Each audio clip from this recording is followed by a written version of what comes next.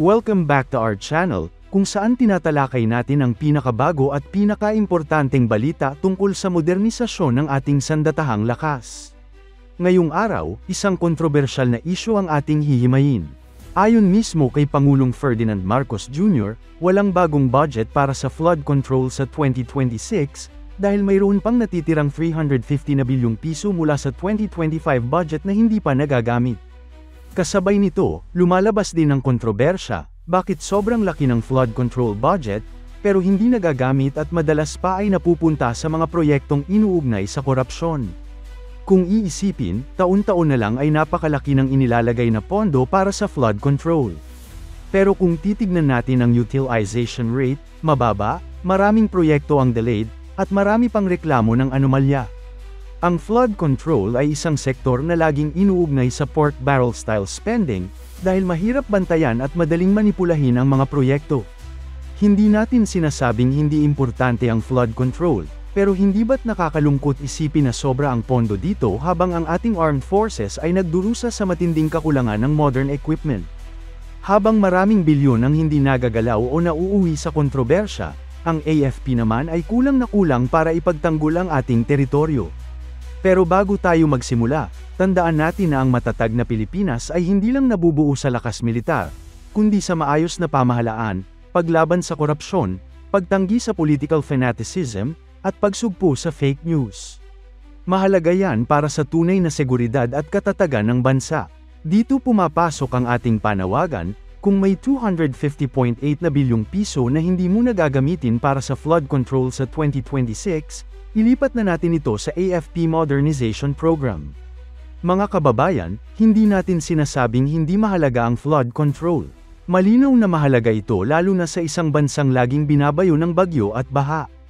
Pero ngayon, may sobrang pondo na hindi nagagalaw. Samantala, ang AFP Modernization ay ilang dekada nang naiipit dahil kulang ang pondo. Mga proyekto para sa submarines, modernong fighter jets, missile systems, at air defense, lahat ito naudlot dahil sa underfunding. So ang tanong, bakit hinahayaan ng gobyerno na sobrang lumobo ang flood control budget, habang ang modernisasyon ng AFP ay naiwanan? Kung seryoso tayo sa seguridad ng bansa, ito na ang tamang oras para ilipat ang 250.8 na bilyong piso papunta sa ating sandatahang lakas. Isa, submarines. Unahin natin ang pinaka-pinapangarap ng Philippine Navy, ang pagkakaroon ng sariling submarine fleet. Sa ngayon, tayo na lamang ang isa sa iilang bansa sa Southeast Asia na walang submarine capability. Ang pagkakaroon ng 2 hanggang 3 submarines ay magbibigay ng deterrence laban sa mga bansang nagtatangkang kontrolin ang ating karagatan. Ngunit lagi itong naudlot dahil kulang ang budget. Kung madagdagan ng 250.8 na bilyong piso, sapat na para simulan ang kontrata at unang delivery ng mga submarino. Ang submarine ay hindi lang basta barko na lumulubog sa ilalim ng dagat. Isa itong stealth weapon na mahirap makita at mahirap targetin. Maaari itong magpatrolya nang hindi namamalayan ng kaaway, mag-monitor ng galaw ng barko at submarine ng ibang bansa, at magbigay ng psychological pressure sa mga gustong manghimasok sa ating teritoryo. Sa panahon ngayon kung saan ang West Philippine Sea ay punong-puno ng tensyon, napakahalaga ng pagkakaroon ng ganitong klaseng deterrence. 2. Multirole Fighters, MRFs. Sunod naman, ang Multirole Fighters. Ang Philippine Air Force ay kasalukuyang umaasa sa FA-50 Fighting Eagle, na maganda para sa training at light combat missions. Pero kung haharapin natin ang mas advanced na air forces sa rehiyon, kailangan natin ng tunay na multirole fighters tulad ng JAS-39 Gripen o F-16 Viper. Ang 250.8 na bilyong piso ay sapat para pandohan ng initial batch ng MRFs at masimulan na ang paglipat sa mas modernong era ng ating Air Force. Ang FA-50 ay isang mahusay na trainer at light fighter, pero hindi ito sapat para makipagsabayan sa mas malalakas na eroplano ng ibang bansa. Maiksi ang combat range nito, limitado ang payload, at hindi ito design para sa full-scale air-to-air combat laban sa mas advanced na fighters. Kung hindi tayo mag-i-invest ngayon sa mas modernong MRFs, mananatili tayong dehado sa himpapawid. Kaya't ang pondong ito ay maaaring maging turning point para sa ating Air Force. 3. AEW&C at tanker aircraft. Hindi sapat ang fighters kung wala tayong AEW&C at tankers.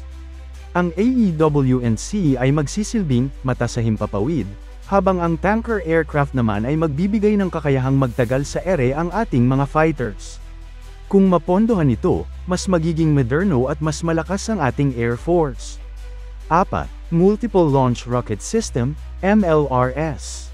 Sa Philippine Army naman, kayang suportahan ng MLRS ang ating ground forces. Sa halip na palaging umaasa sa traditional artillery, ang MLRS ay magbibigay ng mas malawak na firepower at deterrence. 5. Land-based surface-to-surface missiles. Ito ay magbibigay kakayahan sa AFP na tumama sa critical targets kahit malayo. Isang malaking deterrence laban sa kahit anong banta. 6. Shore-based anti-ship missiles. Para sa depensa ng ating karagatan, lalo na sa West Philippine Sea, kailangan natin ng shore-based anti-ship missiles. Ito ang magtitiyak na hindi basta-basta makakapasok ang kahit sinong banyagang barko sa ating teritoryo. 7. Ground-based Air Defense Systems, GBADS. At syempre, para protektado ang ating himpapawid, kailangan ng mas advanced na air defense systems. Sa pamamagitan ng 250.8 na bilyong piso, maaari ng pondohan ang unang wave ng GBADS para sa ating bansa. Mga kababayan, lahat ng ito ay posible kung gagamitin lang ng tama ang pondo. Kung talagang ipipilit na manatili ang pondo sa DPWH, isa lang ang panawagan, huwag itong gamitin sa mga proyektong inuugnay sa korupsyon. Mas mainam na ilaan ang pondo sa TIKAS program, tatag ng infrastruktura para sa kapayapaan at seguridad. Ito ang joint project ng DPWH at DND para magtayo ng bagong naval bases, modernong air bases, mas maayos na army camps, training reservations para sa combined arms operations. Sa ganitong paraan, kahit hindi na ilipat ang pondo, masisiguro pa rin na mapupunta ito sa proyekto na direktang makakatulong sa AFP at mas mababa ang tsansa ng anomalya. Mga kababayan, hindi ito isang pangmatagalang pagbabawas sa flood control. Ito ay isang one-year catch-up fund para sa AFP. Ang DPWH ay may natitirang 350 na bilyong piso na hindi pa nagagalaw mula 2025. Kaya kahit wala munang dagdag sa 2026, tuloy-tuloy pa rin ang mga proyekto. Samantalang ang AFP, ilang dekada nang kulang sa pondo. Kung may political will ang pamahalaan, kaya itong gawin. Ang tanong, handa ba silang harapin ang DPWH at ilipat ang pondo para sa mas makabuluhang proyekto? O mas pipiliin nilang manatili sa status quo kahit kitang-kita ang kakulangan sa ating depensa?